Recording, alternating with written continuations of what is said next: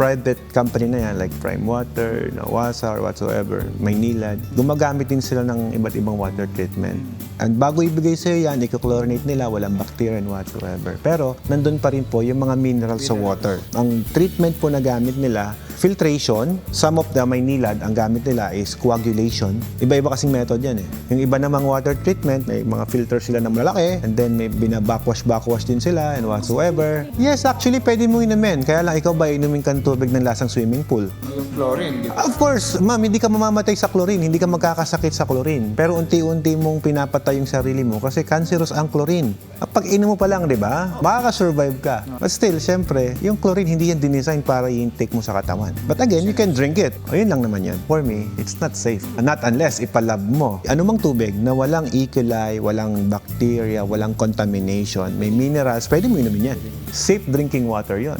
Dati nga, deep well lang.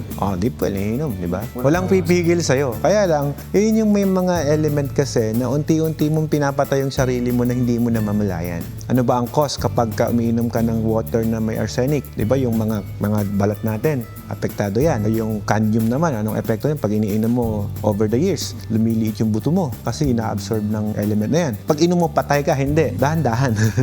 Ang tanong, pwede inumin? Yes, pwede inumin. But hindi ko marekomenda na palagi na lang yan inom. Pero kung wala ka talagang mainom, of course, inumin mo na. Kaya namamatay ka na sa uhaw eh.